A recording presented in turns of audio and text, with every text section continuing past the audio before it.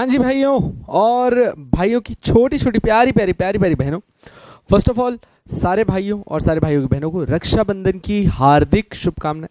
उम्मीद करता हूँ आप सब लोग बहुत अच्छे से इस त्यौहार को एंजॉय कर रहे होंगे। आई मिस यू, मुझे बहुत याद आती है यार। आई रियली वांट कि मैं भी आऊँ, आप लोगों से मिलूँ, या फिर आप लोग अब पुणे आ जाएं, या फिर हम क्लासेस में पढ़ें, या फिर वगैरह। सिंस हम नहीं पढ़ सकते और सिंस मैं अभी तक आइसोलेशन में हूँ, सो आई डिसाइडेड कि मैं आपका पूरा पोर्शन ही पैक करके ख़त्म कर देते हैं एंड बाद में वापस रिवीजन के लिए मैं और लाइव आ जाऊंगा, क्योंकि बाकी टीचर्स आपको रिवीजन करा रहे थे बट मैं तो आपको एक्चुअली कोर्स सिलेबस ही पढ़ा रहा था पूरा का पूरा। So now without wasting any time, अब राजा अपन क्या करने चल रहे हैं, ये elements of company secretaries legislation है। अच्छा मैंने ये चैप्टर हमको इस बुक में पहले दिया है पर एक्चुअली इसको लास्ट में होना चाहिए था, इसीलिए मैं आपको इस चैप्टर का असेंबली, मतलब कि ये जो है एंड में पढ़ा रहा हूँ, ये लास्ट में दे रहा हूँ और इससे पहले अपने को नीचे वाला चैप्टर पढ़ना था जो हम पढ़ चुके हैं। अब हम elements of company law and company secretaries legislation की बात कर रहे हैं। राजा बहुत ही सिंपल सा चैप्टर है, बहुत ही छोटा सा चैप्टर है। मैं ऐसा मानता हूँ कि मैंने आपको पिछला चैप्टर नहीं पढ़ा है, मैं इसको वापस से आपको जीरो से ही पढ़ाऊंगा और आपको बहुत मजा आएगा। बस ध्यान से देखना, सिर्फ इसके अंदर अब है ना, कंपनी लॉ के अंदर ज़्यादा टाइम नहीं लगता, आपने प्रीवियस चैप्टर में एक्सपीरियंस किया। ये सिर्फ और सिर्फ ध्यान देना, कॉन्सेंट्रेशन बना के रखना बच्चे। कोई भी डाउट है आपको बताया दैट व्हाट्स माई नंबर, आप मुझे आराम से फोन कर सकते हो। राजू अब अपन पढ़ रहे हैं अबाउट कंपनी सेक्रेटरीज लेजिस्लेशन की। तो ये कहते हैं भैया, आज जब एक बात करते हैं, एक कंपनी बनी, तो हम लोगों ने पहले क्या पढ़ा था भैया, कंपनी क्या होती है?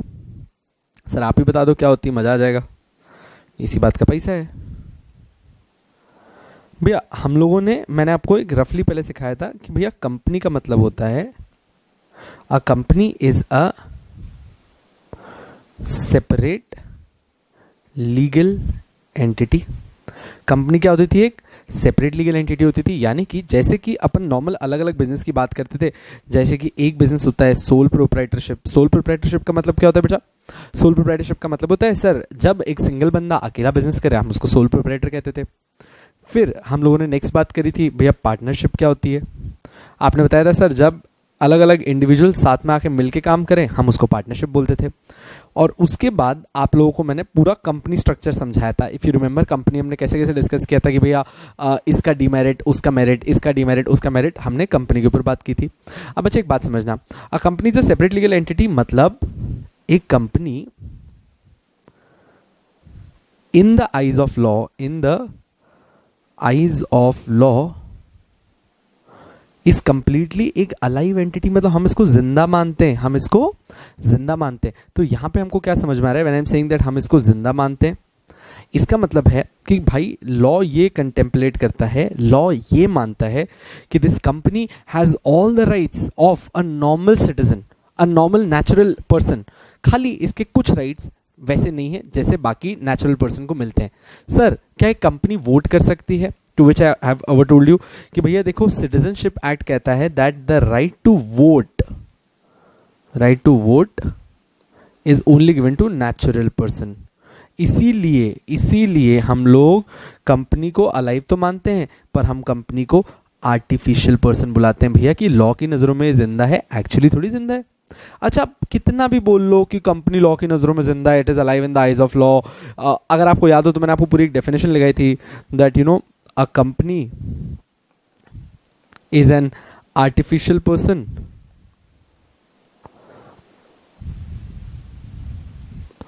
having separate legal entity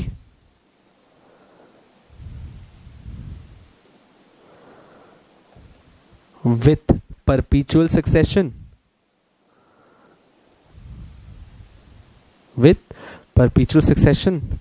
and a common seal. मैंने कॉमन सील के आगे क्या लगाने के लिए कहा था आपको? मैंने आपको कहा था कॉमन सील इफ एनी क्यों लगाया था? क्योंकि भैया 27 मई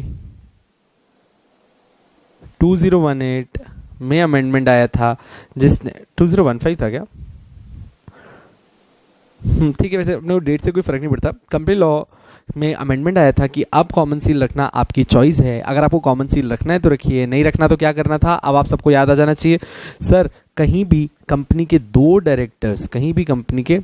डायरेक्टर्स प्लस कंपनी का CS जो आप बनने वाले हैं, वो मिलके जहां सिग्नेचर करेंगे वो क्या माना जाएगी, कंपनी की सील मान ली जाएगी। याद आया?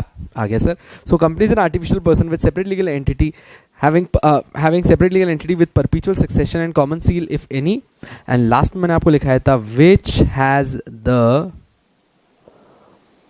right to sue and be sued। याद आ गया? जी सर, आ गया हमको याद। ठीक है, अब यहां पे मैंने आपको एक बात समझनी है। वहां तो अपने सब पढ़ लिया भाई, मीटिंग क्या होती है सब पढ़ लिया। अब क्या है समझो भैया, कंपनी को तुम कितना भी अलाइव बोल लो, भैया है तो ये चार दीवारें, तो इनको चलाने के लिए हमें कोई ना कोई लोग चाहिए। So the team entrusted with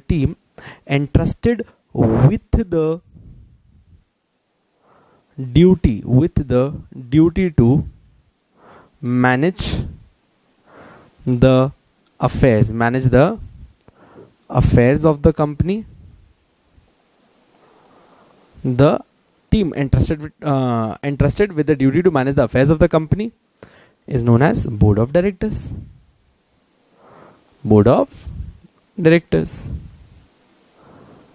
अब बच्चे यहां से ये चैप्टर एक्चुअली तो ऊपर तो मेरे को सिर्फ आपको रिवीजन करवाना था, तो ये हो गया आपके भाई board of directors. Now sir, who are board of directors? बच्चे any individual who has been appointed by the company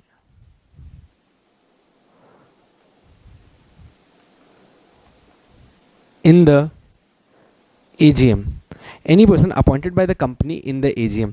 अच्छा, any person appointed by the company in the AGM, इसका मतलब क्या हो गया भैया? AGM में कौन आते हैं सर? AGM में आते हैं हमारी कंपनी के share holders.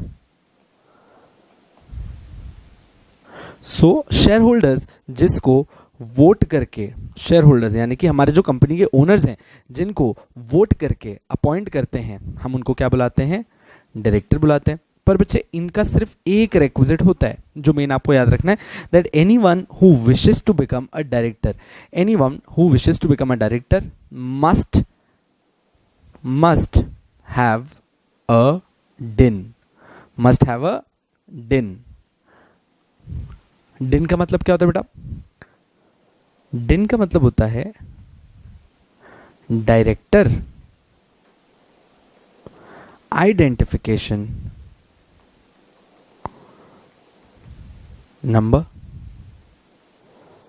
Director identification number बच्चे कौन अलॉट करता है आपको? ये एमसी आपको अलॉट करती है कि भैया ये डायरेक्टर का एक यूनिक नंबर है। मतलब यूनिक नंबर का मतलब क्या है कि that this will be given only to him, और अगर इसको आगे चल के फ्यूचर में कहीं भी अपॉइंटमेंट लेना है, कुछ भी करना है, इसको सिर्फ अपना डिन कोड करने की जरूरत है एंड इसकी सारी डिटेल्स आ जाएंगी। तो डिन is your unique identification number. Simple and clear. अब अपने को, अच्छा अभी तक अपने चैप्टर शुरू भी नहीं किया है। मैं आपको क्या समझाना चाह रहा था कि सबसे पहले एक कंपनी में कितने डायरेक्टर होने चाहिए, अब बच्चा ना मैंने आपको मल्टीपल तरीके की कंपनी बताई। एक मैंने आपको बताई बच्चे पब्लिक कंपनी, फिर मैंने आपको बताई प्राइवेट कंपनी, एंड फिर मैंने आपको बताई ओपीसी। अब बच्चे what is a public company? हमने कहा सर वो 7 से ज़्यादा लोग कंपनी बनाते हैं, हम उसको पब्लिक बोलते हैं। अब याद रखना, पब्लिक कंपनी के अंदर मिनिमम 3 डायरेक्टर्स होने चाहिए। मैं मिनिमम लिख रहा हूं, मैक्सिमम बाद में लिखेंगे पब्लिक कंपनी के अंदर कितने? मिनिमम 3 डायरेक्टर्स होने चाहिए। प्राइवेट कंपनी में कितने होने चाहिए भैया? 2 डायरेक्टर्स होने चाहिए। और ओपीसी यानी कि 1 पर्सन कंपनी के अंदर अगर एक भी डायरेक्टर हुआ तो भी चलता है, मतलब मिनिमम 1 डायरेक्टर। अब इसका लॉजिक समझना, इसका लॉजिक कैसे होता है। अब एक बार में ही सीखना है, जीवन भर याद रखना। कभी वापस से कोई पूछना, आगे चल के आपको कंपनी लॉ के भगवान कंपनी लॉ पढ़ाने वाले, यानी कि विकासपुरा सर पढ़ाने वाले, वो तो आपको इतना मजा करवा देंगे ना, मतलब दीवानगी हो जाएगी। मतलब मैं तो कुछ भी नहीं हूं उनके सामने। एक बार के लिए आराम से ध्यान देना, हम क्या कहना चाह रहे हैं। अब देखो, अब है ना, मैं आपको कहां से लॉजिक समझा रहा हूं, समझना। Public company, private company, OPC. अच्छा बेटा, आपको याद है अपन ने पब्लिक, प्राइवेट और ओपीसी के मेंबर्स के बारे में डिस्कस किया था। So a public company should have at least 7 members, और उनके हायर लिमिट पे कुछ भी नहीं दिया, हमने बोला 7 तो मिनिमम मेंबर्स होने चाहिए, मैक्सिमम कितने भी हो सकते हैं। प्राइवेट कंपनी के पास मिनिमम 2 मेंबर्स होने चाहिए और मैक्सिमम 200 मेंबर्स हो सकते हैं। जो अपन ने एक्सक्लूड करना सीखा था वो अलग चीज है।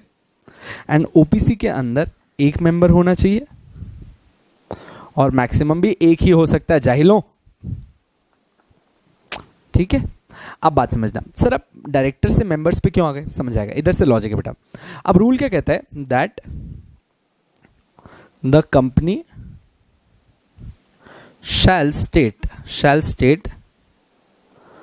the name of their directors. The company shall state the name of their directors in the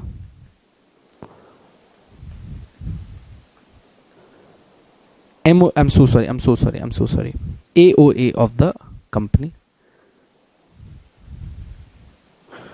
तो भैया कंपनी के हम क्या मानते हैं कि भाई डायरेक्टर्स का नाम, जो फर्स्ट डायरेक्टर्स होते हैं उनका नाम एओए के अंदर मेंशन्ड होता है। एकदम ठीक है, ये बात पहले से डिसाइडेड होती है कौन डायरेक्टर बनेगा। बट अब बात समझना, इफ द कंपनी वहां पे फेलियर हुआ है to give the names of the first director, मान लो अगर कंपनी फेल कर गई to give the name of the first director, तो ऐसे केस में क्या करना पड़ेगा, बहुत ही सिंपल है, बहुत ही नॉर्मल है। ऐसे केस में हम बोलते हैं कि भैया अब क्या होगा, जो हमारे इनिशियल सब्सक्राइबर्स हैं, वही क्या बन जाएंगे हमारे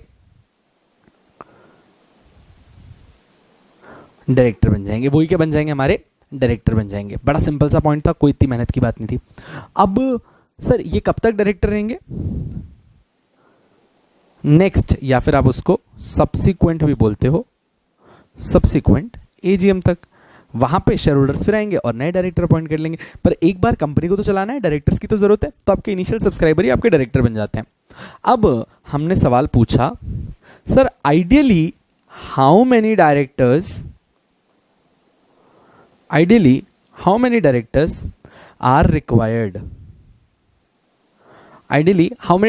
are required to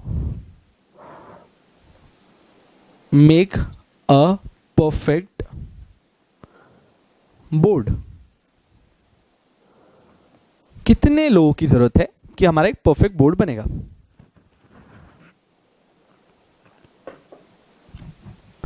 अब देखो भैया, मान लो कि अगर इसका आंसर होता 2, तो मानो आपकी कंपनी में 2 डायरेक्टर हैं, एक बोले यस, एक बोले नो, तो यहां पे तो टाई हो गया, आंसर ही नहीं आया, कहां जाएंगे अपन? तो भाई बड़ा कंफ्यूजन हो जाएगा, इसमें तो प्रॉब्लम आएगी। तो फिर उसने बोला एक काम करो, 3 रख के देखो। तो 3 रख के देखा तो मान लो एक बोलता है यस, एक बोलता है नो, तो फिर तीसरा जो भी बोलेगा वो फाइनल माना जाएगा, क्योंकि मेजॉरिटी उस तरफ हो जाएगी। तो कंपनी लॉ ने कहा कि मेरे हिसाब से बेस्ट कॉन्फ़िगरेशन क्या है, 3। कंपनी लॉ ने क्या बोला कि मेरे हिसाब से बेस्ट कॉन्फ़िगरेशन कितना है, 3 डायरेक्टर्स। अगर एक कंपनी के अंदर 3 डायरेक्टर्स होने चाहिए, तो हमने कहा ठीक है भैया। अब मान लो कि आप प्राइवेट कंपनी हो, या फिर मान लो आप पब्लिक कंपनी हो, या फिर मान लो कि आप ओपीसी हो। अब इसके आगे पहले मेरे को एक बार मिनिमम सब्सक्राइबर्स लिख दो। तो minimum subscriber in case of public 7, in private 2, in OPC 1। सही है, ठीक है। अब यहां पे मिनिमम डायरेक्टर्स लिखना बच्चे। सर मिनिमम डायरेक्टर्स के लिए कंपनी लॉ ने कहा सबसे अच्छा रूल है कि 3 डायरेक्टर होने चाहिए, ठीक है। अच्छा एक सेकंड, यहां पे मैंने 3 लिखा है, एक सेकंड, पहले ऊपर का रूल पढ़ो। The name of the of the directors in the AO of the company. तो ये कंपनी की जिम्मेदारी है कि कंपनी का आर्टिकल ऑफ एसोसिएशन में उनके पहले डायरेक्टर्स का नाम लिखा होगा।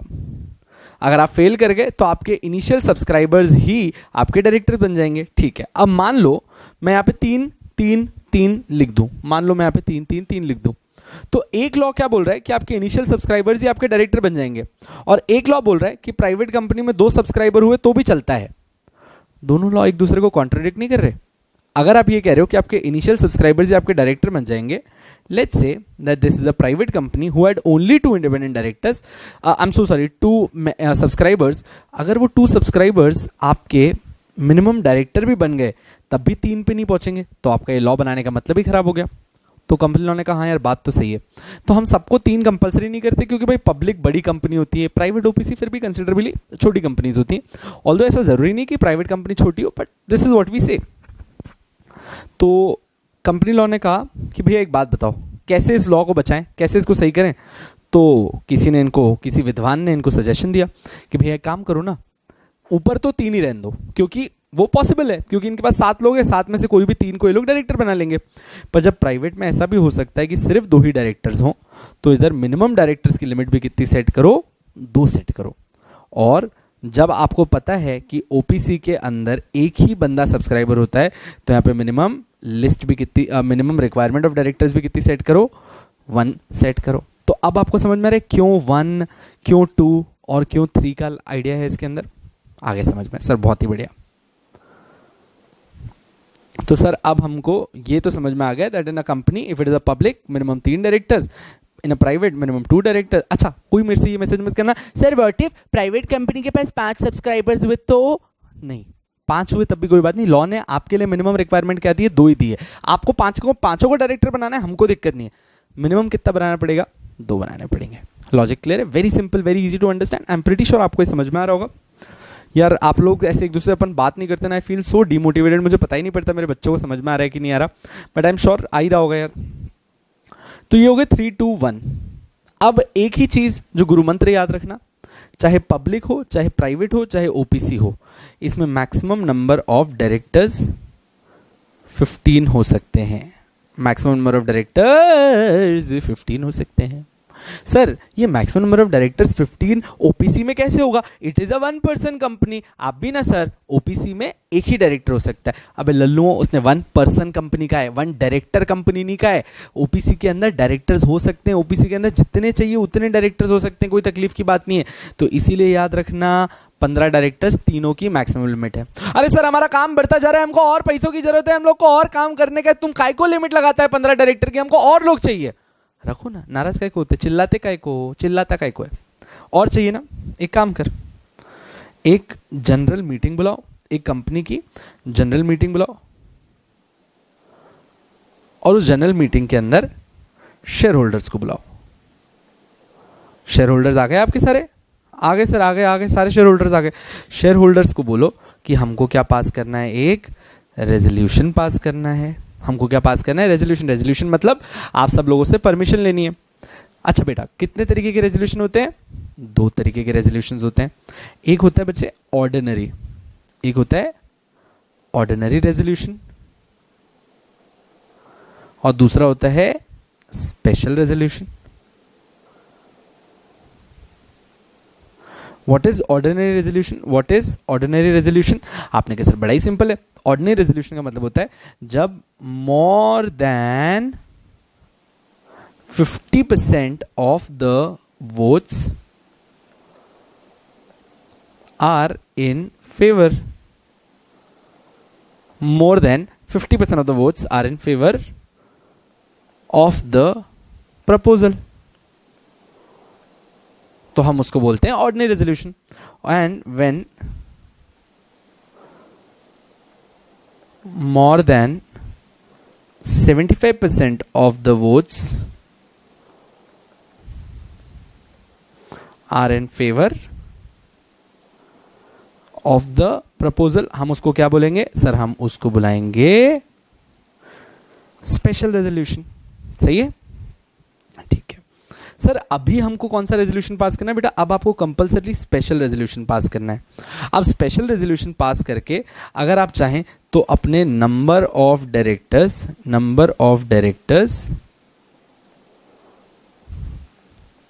अबव 15 भी ले जा सकते हैं, अबव 15 भी ले जा सकते हैं। Very simple, very clear, very crisp, on to the point. अच्छा, अब ये भी हो गया सर, शेयर होल्डर्स आ गए, रेजोल्यूशन पास हो गया। सर अबव 15 में 15 से कितना ऊपर लेके जा सकते हैं? याद रखना,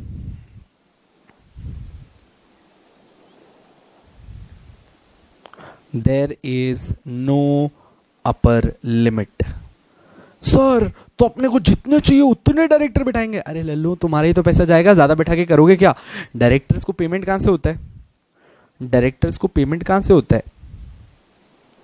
डायरेक्टर्स को पेमेंट होता है out of the profits, out of the profit. तो सर फ्रॉड करते ना, मैं मेरी बीवी को भी डायरेक्टर बना दूंगा, बच्चों को भी डायरेक्टर बना दूंगा, बिठा दूंगा कि हाँ हलवा चल रहा है ना साले, तू ऐसा करेगा हम देखते रहेंगे। अब रूल कहता है कि टोटल मैनेजरियल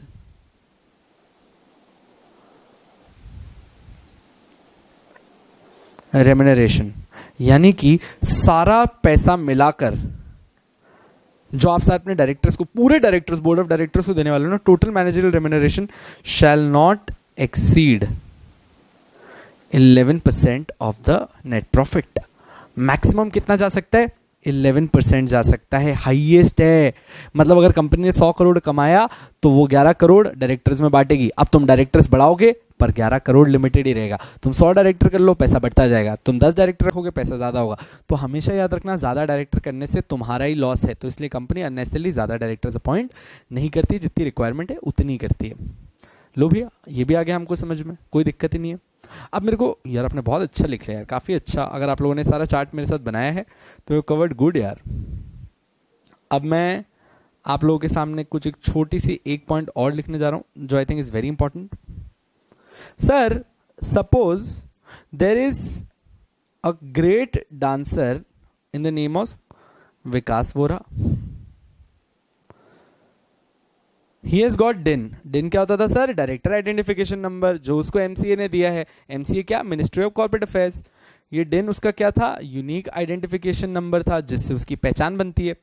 विकास वोरा को कंपनी में डायरेक्टर की तरह काम करना है। क्या वो काम कर सकता है? आपने कहा जी सर बिल्कुल कर सकता है। पर सर अगर विकास सर को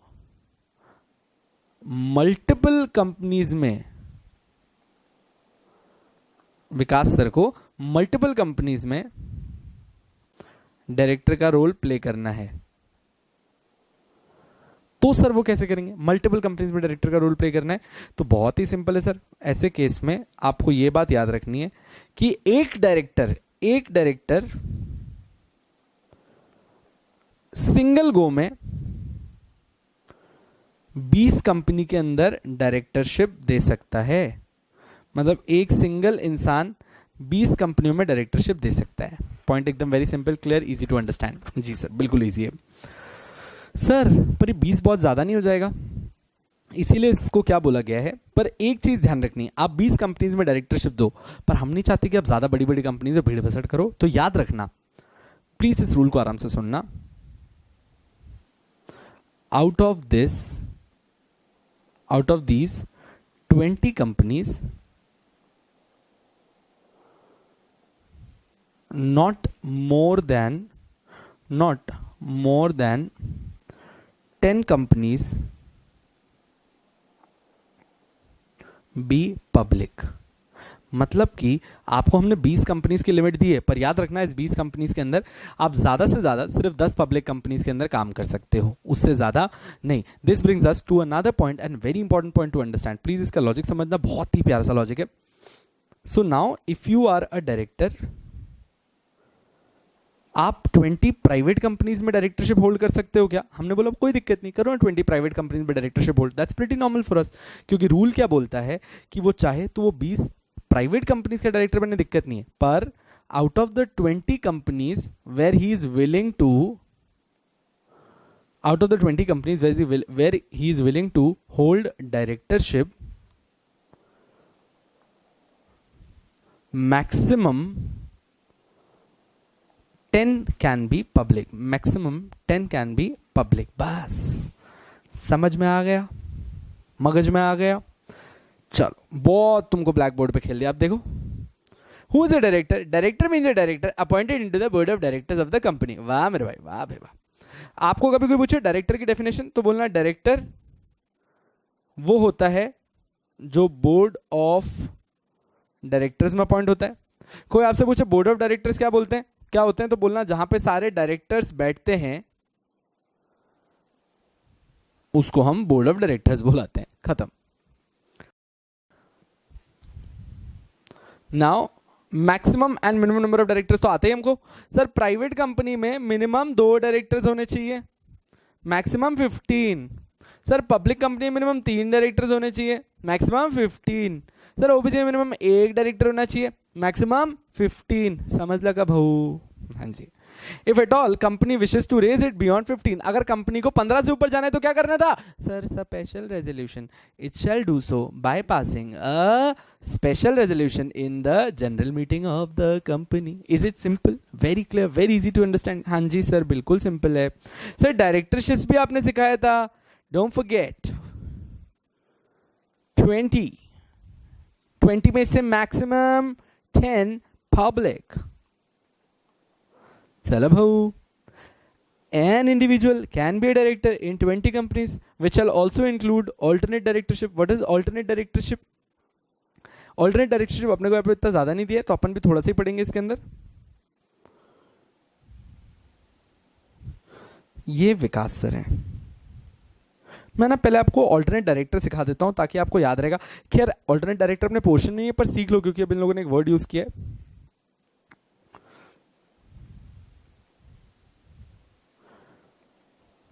What is alternate director? Let's say Vikaspura India के अंदर एक कंपनी है यस लिमिटेड, उसके अंदर डायरेक्टर है, बट विकास वोरा को यस के ही काम से आउट ऑफ इंडिया जाना पड़ रहा है। कहां जा रहे हैं भैया? यस के काम से थाईलैंड। ठीक है, यस की वहां पे भी एक ब्रांच है, तो आउट ऑफ इंडिया जा रहे हैं, और अब जा रहे हैं थाईलैंड, तो थोड़ा रुकेंगे भी। तो भाई सर का कहना है, देखो ऑल्टरनेट डायरेक्टर कब आता है, वही समझा रहा हूँ। सर का कहना है कि यार मेरा पीरियड अनसर्टन है, मैं कितने टाइम के लिए जा रहा हूँ, जब तक मजा, जब तक काम रहेगा तब तक वहां रहूंगा। यहां पे ठीक है, क्या समझना है?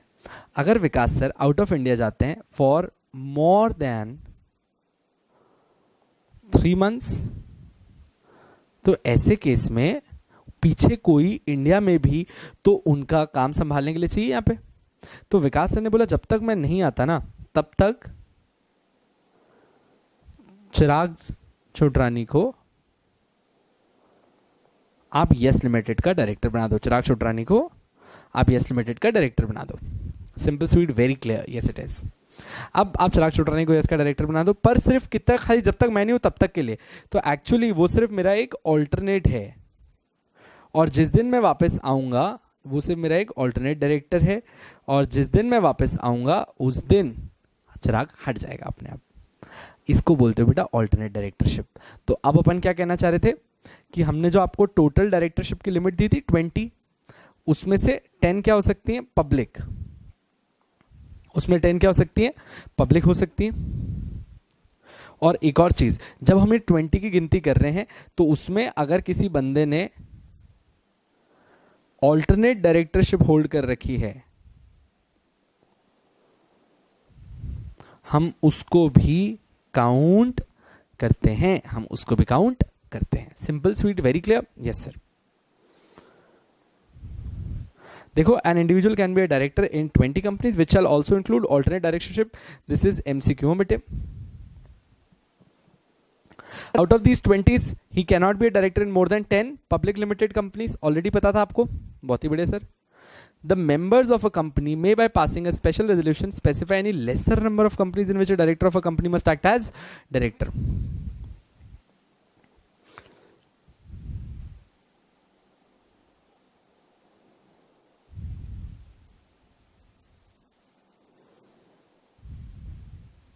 अथॉरिटी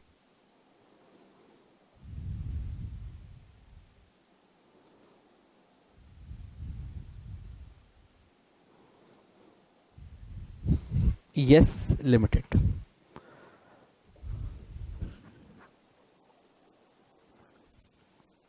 जब स्टार्ट हुई थी तो ज़्यादा लोग जानते नहीं थे इसको,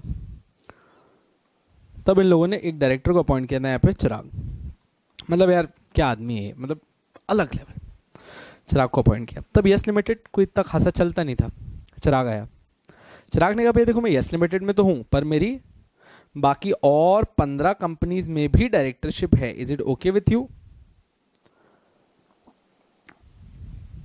the company said fine no problem, ठीक है। और एक्ट के हिसाब से भी सही था, 15 + 1 16 ही होता है, और अज्यूम की 10 ही पब्लिक कंपनीज थी उसमें, तो चिराग बिल्कुल सही अपॉइंटमेंट में था। पर अब क्या हुआ ना, चिराग के आते यस लिमिटेड दिन दुगनी रात चौगनी, तरक्की पे तरक्की, तरक्की पे तरक्की, तरक्की पे तरक्की। यस लिमिटेड का 3 ईयर्स के अंदर ही टर्नओवर पता नहीं कहीं पहुंच गया, और जेन्युइनली यस को भी अब चाहिए था कि ज्यादा डायरेक्टर्स यहीं पे ध्यान दें। तो भाई यस लिमिटेड के शेयर होल्डर्स ने जनरल मीटिंग में एक स्पेशल रेजोल्यूशन पास किया और बोला कि भैया एक्ट बोलता होगा, कंपनीज एक्ट बोलता होगा कि आप 20 कंपनीज में रह सकते हो। हम बोल रहे हैं, ये कंपनी बोल रही है, क्योंकि कंपनी हम हैं, हम कंपनी है। कंपनी बोल रही है कि हमारा कोई भी डायरेक्टर ज्यादा से ज्यादा 2 और कंपनी में डायरेक्टरशिप होल्ड कर सकता है। अब आपने कहा सर ये क्या बात हुई, एक्ट ने मेरे को 20 की परमिशन दी, ये तो 20 ही दे रहे हैं, ये 2 ही दे रहे हैं, ये कोई बात होती है कि मुझे नहीं करना काम? कंपनी बोला वही, अगर देखो रूल ये कहता है, अगर कंपनी ने तुमको बोला कि तुम्हारे नंबर ऑफ डायरेक्टरशिप 2 3 4 5 या फिर 19 पे, मतलब ओरिजिनल से कम करने की बात करी है, तो ऐसे केस में तुमको ये कंपनी ऑप्शन देती है, तुमको ये कंपनी ऑप्शन देती है कि या तो तुम इस कंपनी को छोड़ दो, लीव दिस कंपनी, या फिर लीव अदर कंपनीज। तुम्हारे पास चॉइस है, तुम्हें क्या करना है अब तुम देख लो। ऐसा नहीं है कि तुमको कुछ भी गलत है, तुम्हारा नुकसान तो करवा नहीं रहे भैया, ये बात है जो हमारा एग्रीमेंट के हिसाब से कॉम्पनसेशन बनता है हम दे देंगे, पर डायरेक्टरशिप 2 ही कंपनी में रहेगी। तो this brings us to a very important point. अगर कल तो आपसे कोई क्वेश्चन पूछे that can a company bypassing a special resolution reduce the limit of maximum directorship, reduce the limit of maximum directorship in a maximum directorship of any director, तो please इसका answer लिखेंगे आप yes, they can do this, ठीक है।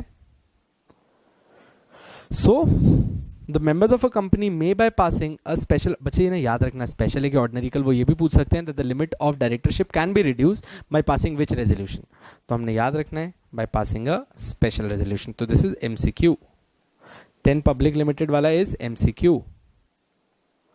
Such person shall not act as a director in more than specified number of companies after dispatching the resignation or after the expiry of this act, whichever is earlier. आपने resignation दे दिया, उसके बाद आप उतनी, अब अगर आपने एक बार रेजिग्नेशन देके 2 पे आ गए तो बस अब 2 पे ही रहोगे जब तक आपको कंपनी वापस से अलाउ नहीं कर देती। For the purpose of section 165 compliances, if a person is a director in a private limited, okay, this is good. अब देखो ना, I give you very normal thing.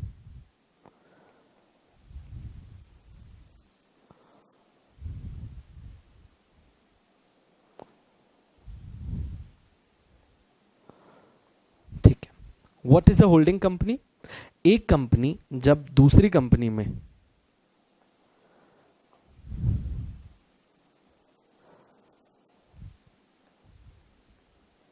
More than 50% shares ले लेती है, या फिर मैं कहूँ मोर देन 50% वोटिंग राइट्स ले लेती है, या फिर उसके पास कंपनी के पूरे मैनेजमेंट का कंट्रोल आ जाता है। आपके पास शेयर्स आ गए, वोटिंग राइट्स आ गए, या फिर आपके पास पूरा कंट्रोल आ गया है, तो ऐसे केस में जो कंपनी शेयर्स अक्वायर करती है उसको हम बुलाते हैं होल्डिंग कंपनी, जिस कंपनी के अंदर आप अक्वायर करते हो उसको हम बुलाते हैं subsidiary company.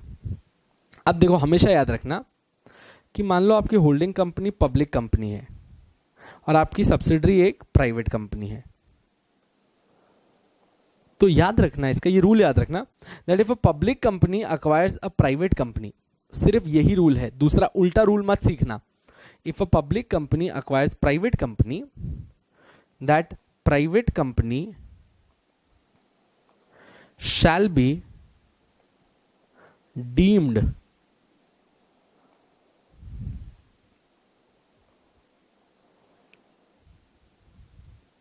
to be a public company. उस प्राइवेट कंपनी को भी क्या माना जाएगा? पब्लिक कंपनी माना जाएगा। अरे सर, पर अभी हमारा पूरा प्राइवेट कंपनी का अंदर सिस्टम तो सेट है ना, तुमने शेयर्स खरीद लिए, ठीक है, पर प्राइवेट कंपनी के हमारे मेंबर्स भी बढ़वाओगे, फिर तुम हमारे प्राइवेट कंपनी के डायरेक्टर्स भी बढ़वाओगे। तो सुनो, लॉ कहता है कि private company shall be deemed to be a public company, हम उसको पब्लिक कंपनी की तरह से देखेंगे। हाउएवर, वो जैसे पहले फंक्शन कर रही थी ना लाइक अ प्राइवेट कंपनी, जैसे वो पहले फंक्शन कर रही थी ना लाइक अ प्राइवेट कंपनी, वो वैसे ही कंटिन्यू कर सकती है।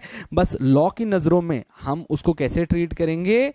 पब्लिक कंपनी की तरह ट्रीट करेंगे, और उसको कुछ पब्लिक कंपनी के रूल्स फॉलो करने होंगे। दैट्स इट, खत्म। सर अब सवाल क्या है?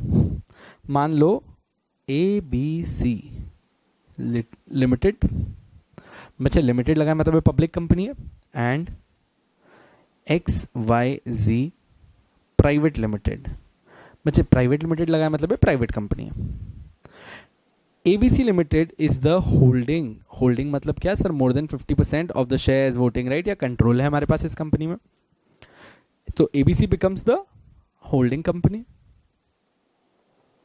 एंड XYZ बिकम्स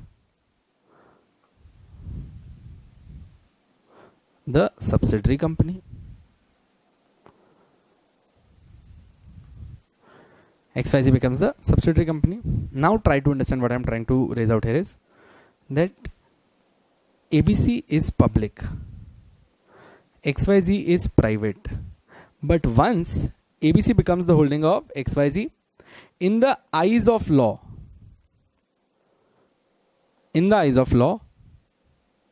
XYZ को भी कैसा देखा जाएगा? पब्लिक की तरह देखा जाएगा। पर क्या ये कंटिन्यू कर सकती है एक प्राइवेट कंपनी की तरह? यस, पर इसको लॉ कैसे देखेगा?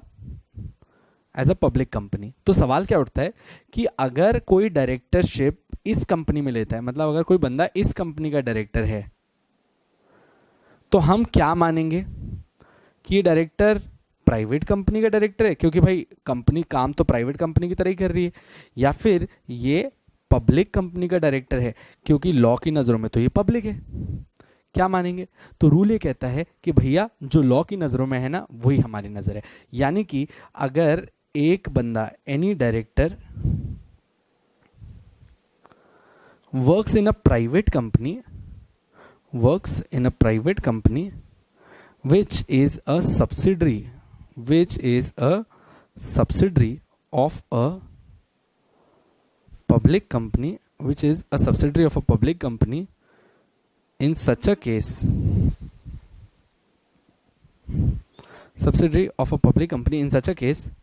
we will assume that this guy is working in a public company, hence coming under the limit of 10 directorships। याद रहेगा? अपने यार कितना लिख लिया भाई, तुम देख रहे हो भैया?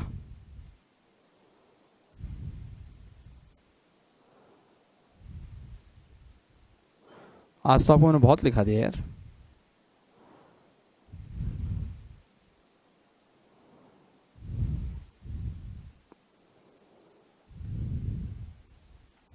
चलिए,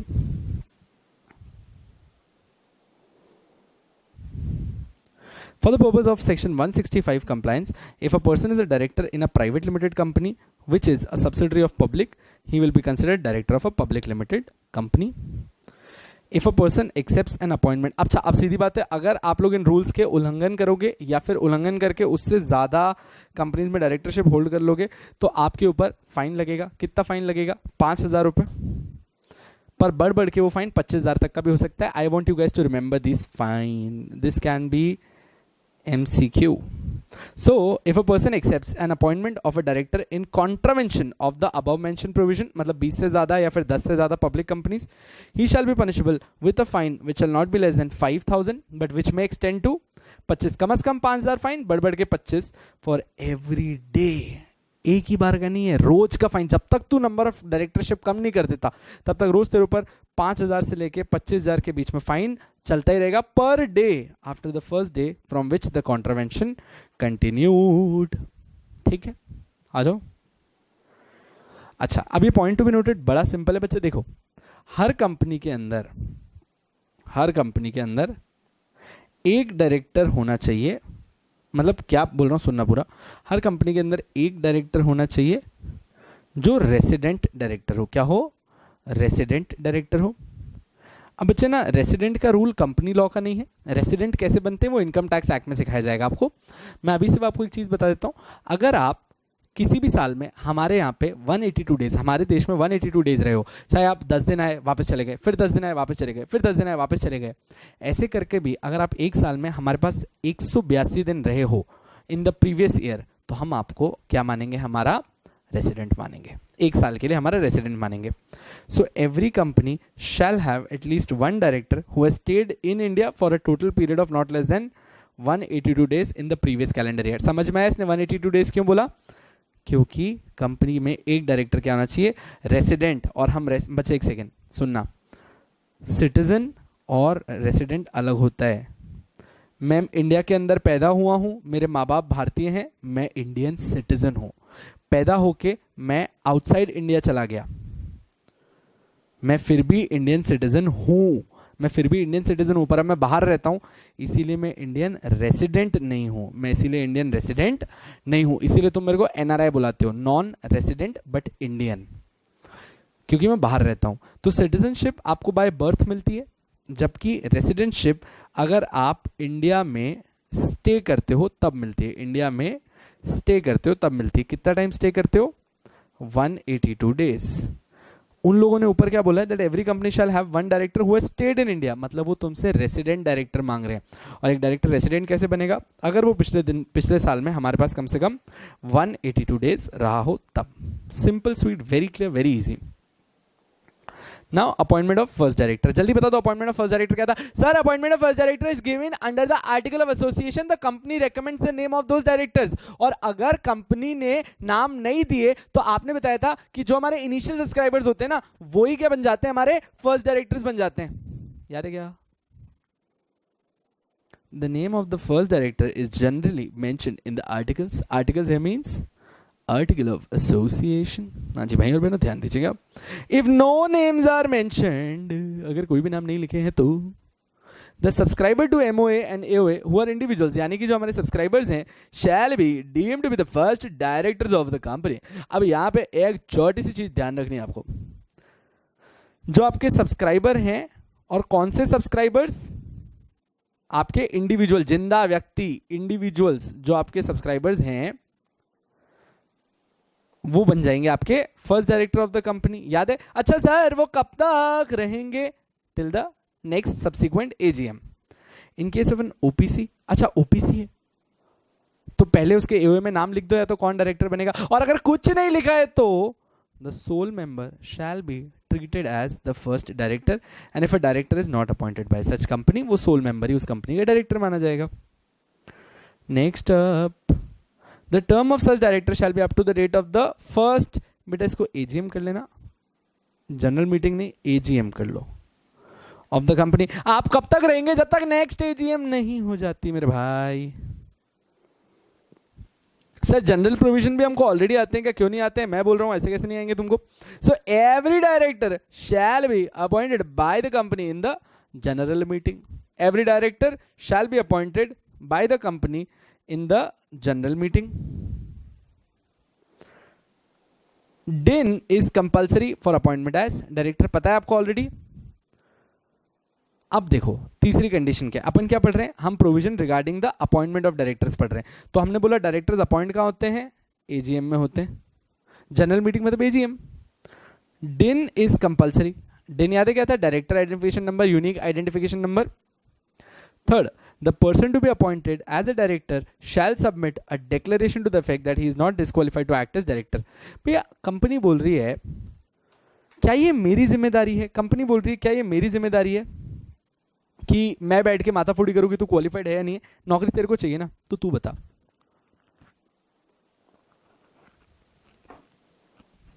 नौकरी तेरे को चाहिए ना, तो तू बता। सर क्या बताएं? आप लोग एक डिक्लेरेशन देते हो। आप लोग क्या देते हो? जल्दी जल्दी जनरल प्रोविजंस लिख ही लो। Appointment in AGM, appointment AGM, और क्या था भाई? हाँ हाँ जी भैया। नेक्स्ट अब है डिन इज कंपल्सरी।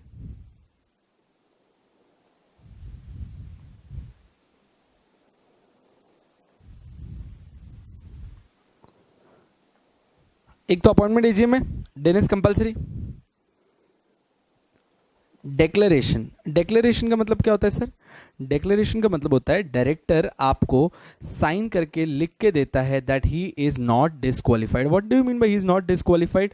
अरे भैया कहीं उसने ऊपर वो 20 कंपनी वाली लिमिट ऊपर तो नहीं कर दी? वो ऑलरेडी 20 कंपनी में डायरेक्टर है। अब कंपनी थोड़ी बैठ के ढूंढेगी कि वो कहाँ डायरेक्टर है कहाँ नहीं है। कंपनी आपको बोलेगी एक डिक्लेरेशन लिख के दे कि तू मेरी कंपनी में डायरेक्टर बनने के लिए क्वालिफाइड है और कोई राड़ा करके नहीं आया बाहर से।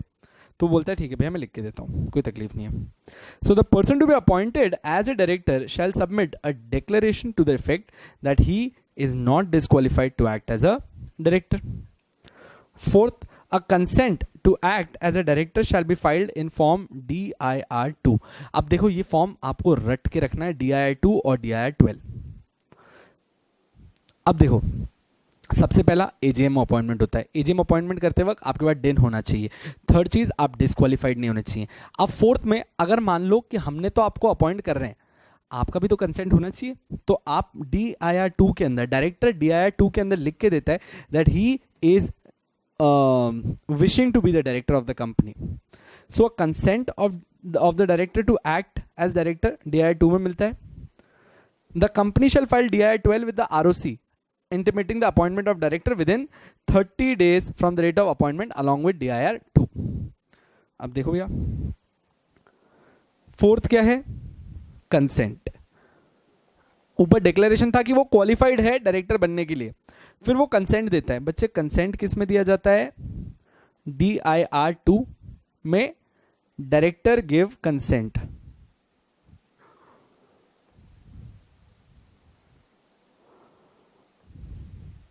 DIR-12 में कंपनी जो उसने डायरेक्टर को अपॉइंट किया है वो 30 डेज के अंदर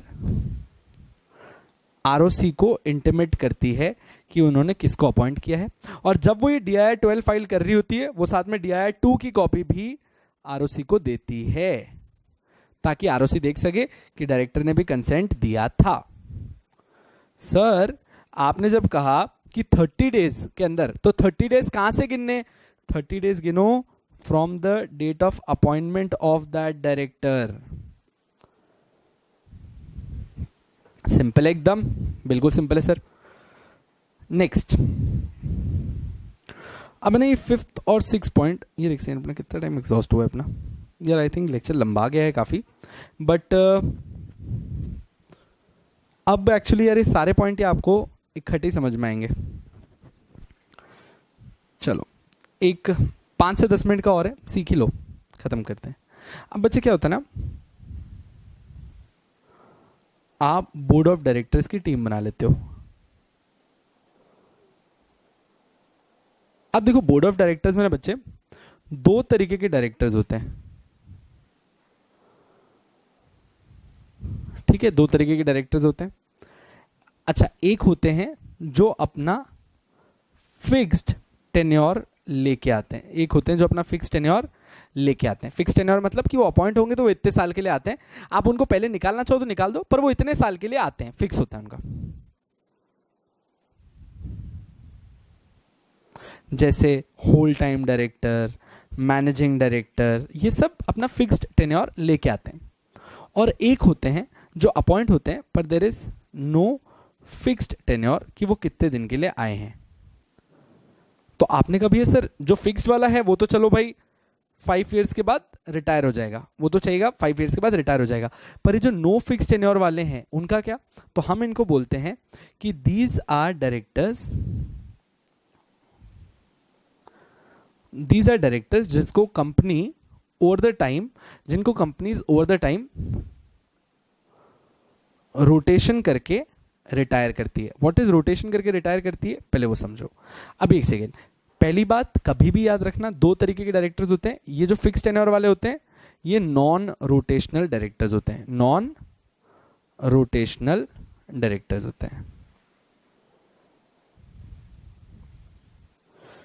और जबकि ये वाले जो होते हैं जिनका कोई फिक्स टेन्योर नहीं होता, हम उनको बोलते हैं आप हो रोटेशनल डायरेक्टर। अच्छा बेटा, ये क्यों कर रहे हैं अपन लोग? ये रोटेशनल मतलब क्या है? रोटेशनल डायरेक्टर मतलब होता है these are liable to retire by rotation. इनको रिटायर करना है।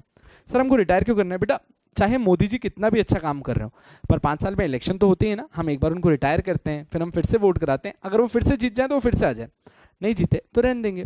तो अब यहाँ पे इसीलिए एक चीज़ समझनी है, वैसे ही कंपनी में चाहे तुम कितना भी अच्छा काम कर रहे हो, पर एक बार के लिए पोजीशन एम्प्टी करनी पड़ेगी और फिर कंपनी डिसाइड करती है शेयर होल्डर्स के थ्रू कि पुराना वाला डायरेक्टर रीअपॉइंट करना है तो रीअपॉइंटमेंट हो सकता है, अगर उसे रीअपॉइंट नहीं करना है तो उसकी जगह कोई नया आएगा।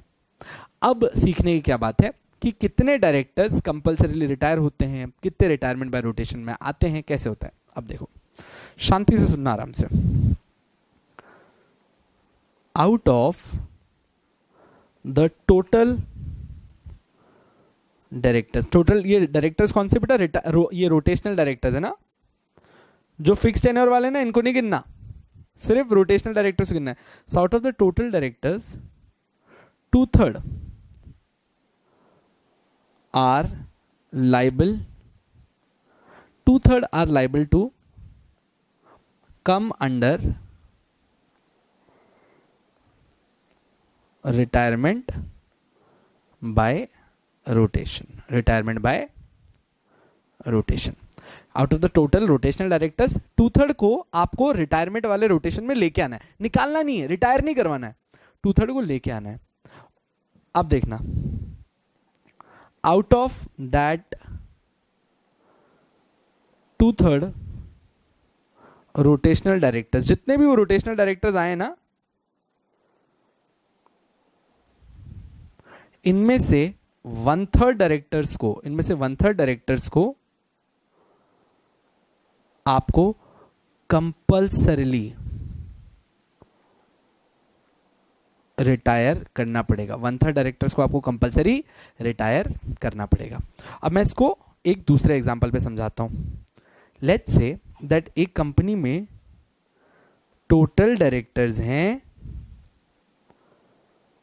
15, out of which managing director plus whole time director जो कंपनी में है वो हैं 6। तो आपने कहा सर इनका तो फिक्स टेन्योर होता है, इनको नहीं करना रिटायर, इनको कभी नहीं करना रिटायर। ठीक है, तो 15 - 6, आपने कहा सर 9 डायरेक्टर्स, 9 डायरेक्टर्स पे आ गए। तो अब हर साल 9 डायरेक्टर्स में से, मतलब ये रोटेशनल डायरेक्टर्स हैं, 2/3 डायरेक्टर्स किस में आएंगे? रिटायरमेंट बाय रोटेशन में आएंगे। Retirement by rotation. सर 9 का 2/3 कितना होता है? क्या 6 होगा ना? हाँ जी। तो अब आ गए 6 directors which are liable to be retire by rotation. Out of these 6 directors, out of these 6 directors 1/3 को आपको क्या करना है? सर हमको 1/3 को कंपल्सरीली रिटायर करना है। 1/3 को कंपल्सरीली रिटायर करना है। सर 6 का 1/3 कितना होता है? 2।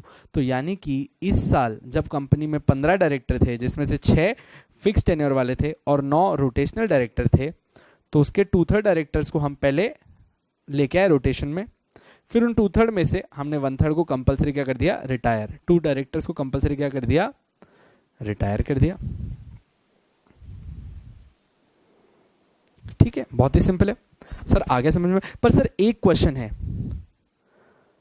इन 9 डायरेक्टर्स में से आपने कहा 6 डायरेक्टर्स को हम लोग रिटायरमेंट के लिए आगे लेके जाएंगे और 6 में से 2 डायरेक्टर्स को हम रिटायर कर देंगे। पर सर इन 9 में से कौन ये 6 होंगे और इन 6 में से कौन से 2 होंगे, ये कैसे पता पड़ेगा? हमने कहा जो सबसे बुढ़ा वो अब जाएगा। सो इन 9 में से कौन से 6 डायरेक्टर रिटायरमेंट बाय रोटेशन में आएंगे? अब देखो, बुढ़े का मतलब ये नहीं कि उम्र में ज्यादा, हो सकता है कि वो 22 साल का हो, 23 साल का ही हो। रिटायरमेंट बाय रोटेशन में वो डायरेक्टर आता है जिसने लॉन्गेस्ट ऑफिस होल्ड किया है, जिसने लॉन्गेस्ट ऑफिस होल्ड किया है। तो जो जितना पुराना है वो इधर आएगा। तो इन 9 डायरेक्टर्स में से 1 2 3 4 5 6 7 8 9, 2018, 2018, 2018, 2017, 2017, 2017, 2019, 2019, 2019। ठीक है भाई, ये अपने पास है। अब अपने को क्या चाहिए? 6 डायरेक्टर्स को रिटायरमेंट बाय रोटेशन में लाना है। आपने कहा भैया देखो, सबसे नए तो हैं 2019 वाले, इनको हाथ मत लगाओ। 17 वाले और 18 वालों को रिटायरमेंट बाय रोटेशन में लेके आओ। सर 17 और 18 वाले रिटायरमेंट बाय रोटेशन में आ गए, तो ऐसे केस में अब इन 6 में से 2 को निकालना है। हमने कहा भाई 2018 और 17 में 2018 वाले नए हैं, सबसे पुराने कौन है? 2017 वाले। इनमें से 2 डायरेक्टर्स को क्या कर दो? रिटायर कर दो। अब बस इसमें क्या देखना है कि इन 3 डायरेक्टर्स में से कौन सी डेट पे कौन सा बंदा अपॉइंट हुआ है। जो सबसे पहले अपॉइंट हुआ होगा उसको रिमूव कर दो, और जो सबसे लास्ट में अपॉइंट हुआ होगा उसको रख लो। समाप्त, सिंपल इनफ। पूरा रिटायरमेंट बाय रोटेशन सीख गए तुम। देखो भैया, at every AGM of a public limited company, बेटा एक सेकेंड, प्राइवेट कंपनी नहीं, इसने पब्लिक लिमिटेड का है, 2/3 of the total number of directors. तो मतलब retirement by rotation is not applicable for private companies. लिख के रख लो यहां पे, गोबर करोगे वरना। Retirement by rotation is not applicable for private companies. So at every AGM of a public limited company, 2/3 of the total number of directors shall be person whose period of office shall be liable to be determination by retirement by rotation. तो हर company में 2/3 of the total number of directors shall be person जिसका office is liable to be retired by rotation. 1/3 of such number of directors are liable to retire by rotation. यहां तक ठीक है, ये यहां तक सिखाया था मैंने। अब एक चीज, क्या मैंने कहा था मोदी जी भी रीअपॉइंट हो सकते हैं? बेटा अगर मोदी जी रीअपॉइंट हो सकते हैं तो ये डायरेक्टर्स भी रीअपॉइंट हो सकते हैं। अगर ये अच्छा काम कर रहे हैं तो मेंबर्स बोलेंगे इन्हीं को रीअपॉइंट कर लो, और अगर इन्होंने खराब काम किया है तो मेंबर्स बोलेंगे इनकी जगह किसी और को अपॉइंट कर लो। And they are eligible for reappointment however if their number is neither 3 और मल्टीपल। अच्छा देखो, अभी तो मैंने 9 6 3 सिखाया। मान लो कि कल जब तुम कैलकुलेट कर रहे हो, ये 1/3 निकाल रहे हो, तुम्हारा नंबर निकल रहा है जो 1/3 पे भी नहीं आ रहा, मतलब 2.5 आ रहा है, ऐसा कुछ आ रहा है, तब क्या करोगे? तो उसने बोला if the number is neither 3 nor a multiple of 3, उस टाइम में क्या करना, जो भी नंबर 1/3 के सबसे नियर आ रहा है वो कर लेना। जैसे कि मान लो कि हम 8 डायरेक्टर्स की बात कर रहे हैं, मान लो कि आपने पास 8 डायरेक्टर थे।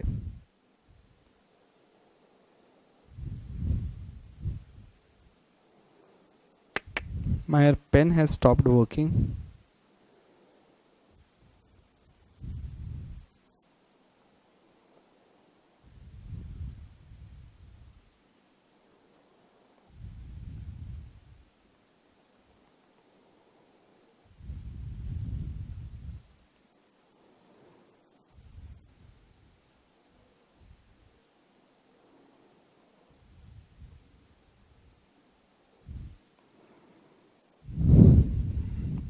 Just a second.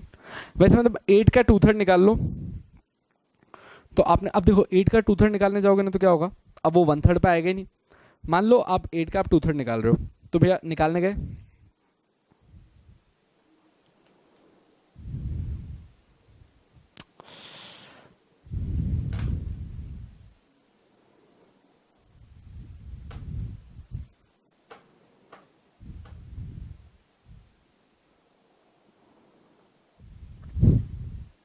हाँ जी,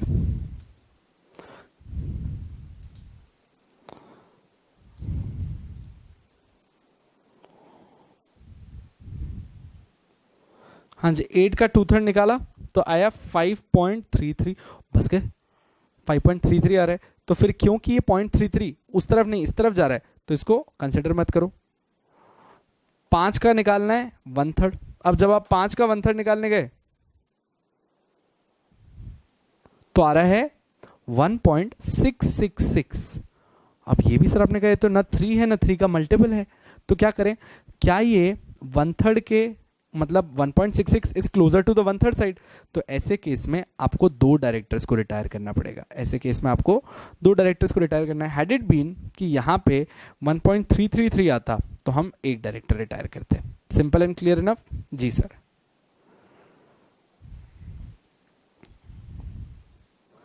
That's it, we're done. देखो, shall retire from office. The director whose term is longest in the office shall retire first. Okay, अब इसने क्या बोला, independent director shall not be included for the computation of total number of directors. तो आप यहाँ पे लिख के रख लो, independent director, managing director, whole time director shall not be included for the computation of total number of directors. मतलब जब हम डायरेक्टर्स को रिटायर कर रहे होते हो, आप इंडिपेंडेंट डायरेक्टर्स को कभी रोटेशन से रिटायर नहीं करते, मैनेजिंग डायरेक्टर को, होल टाइम डायरेक्टर को कभी भी। क्यों? क्योंकि ये फिक्स टेन्योर के साथ आते हैं, 3 साल 5 साल इनका फिक्स टेन्योर होता है। जैसे इंडिपेंडेंट डायरेक्टर 5 साल के फिक्स टेन्योर के साथ आया है। तो आपको मैं बेटर चीज़ क्या बता रहा हूँ, ये 3 नाम तो याद रख लो, पर अगर कभी भी आपसे कोई पूछे तो याद रखना जो फिक्स्ड टेन्योर के साथ डायरेक्टर आते हैं, जो फिक्स टेन्योर के साथ डायरेक्टर आते हैं, एक सेकंड विक्को सर का मैसेज है।